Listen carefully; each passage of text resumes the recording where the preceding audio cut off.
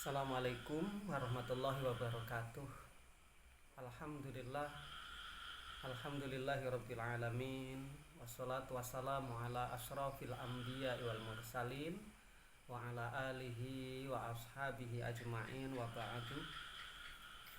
Ngaji kita pagi ini melanjutkan kalau beberapa hari kemarin bab ariyah pinjam meminjam, bab al-ghosbu atau gosok juga sudah. Pagi ini faslun fi bai'il usul wa thimar, atau bab tentang atau fasal tentang jual beli usul ya.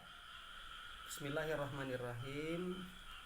Yadkhulu fi bai'in ardi, atau dalam menjual tanah begitu. Wahibatiha, atau menghibahkan tanah jika ada tanah atau ukuran tertentu tanah yang kita hibahkan begitu. Wawakfiha, atau kita mewakafkan tanah itu begitu. Wal wasiyati biha mutlakon, atau juga kita berwasiat tentang tanah. Misalnya saya meninggal, tanah pekarangan atau tanah sawah yang dimana itu bagian si X misalnya begitu. Lafi rohniha wal ikrori, bukan tentang gadai menggadaikan tanah. Jadi bab ini bukan terlepas dari itu maksudnya. Lafi rohniha wal ikrori fiha. Jadi mafiha, di saat kita jual beli tanah tadi atau menghibahkan tanah tadi, atau juga termasuk mewakafkan tanah tadi, mafiha, maka terikutkan apa yang ada di tanah itu atau di atas tanah itu. Apa saja misalnya, min binain, dari bangunan. Jadi kalau kita menghibahkan, mewakafkan atau jual tanah, bangunan yang ada di atas tanah itu secara otomatis terikutkan terjual. Kecuali di awal akadnya beda. Saya jual tanah itu, tapi bangunan itu saya bongkar, rumahnya saya pindah, misalnya begitu, berarti tidak termasuk. Jadi kalau tidak begitu, secara otomatis min binain, bangunan yang ada di tanah yang kita jual atau kita wakafkan atau kita hibahkan atau kita wasiatkan tadi, secara otomatis terikutkan. Wasajarin rotibin, atau tumbuhan yang segar, tumbuhan pohon yang masih hidup, maka juga terikutkan secara otomatis ya. Wasamrihil ladzi lam yadhar indal bai, atau buah yang belum nampak, belum jelas di saat akad jual beli. Berarti mungkin pohon itu baru berbunga, jadi belum menjadi buah, maksudnya begitu. Maka secara otomatis juga terikutkan. Wa usuli baklin tujazzu marratan ba'da ukhra. Apa itu?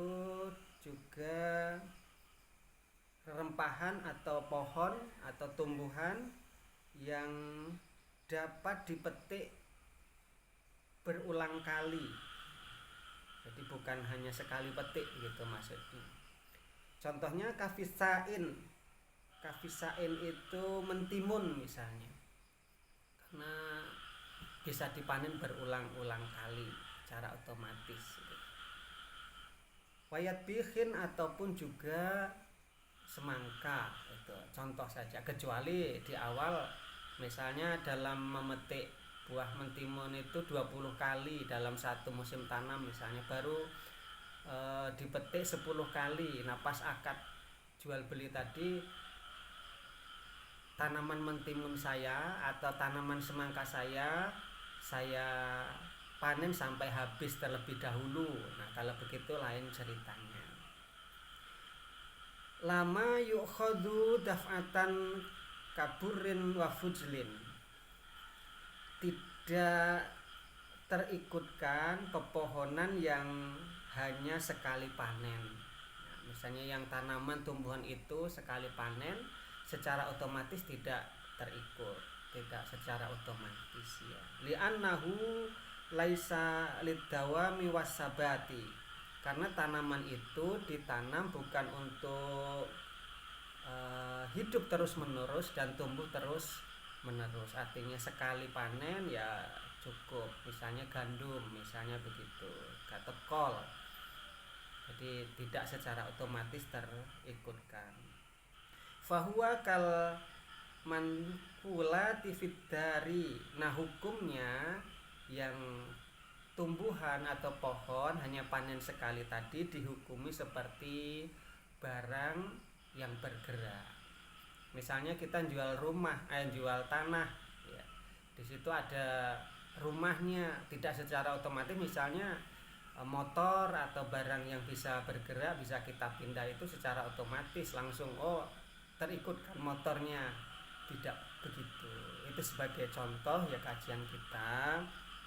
Oleh sebab itu kasus-kasus yang terjadi misalnya jual tanah sudah dibeli orang kemudian dikeruk tanah itu tanpa seizin yang membeli, itu juga kalau bisa jangan diulangi, jangan dilakukan, karena itu sudah milik orang lain ya. Tidak patut, tidak elok selaku umat beragama sudah jual tanah tanpa seizin, tanah galiannya itu ya dijual lagi, jadi untung berlipat-lipat, dan itu sesuatu yang ya tidak diizinkan oleh syariat agama. Mungkin itu ngaji kita pagi ini. Terima kasih. Walafu minkum. Wassalamualaikum warahmatullahi wabarakatuh.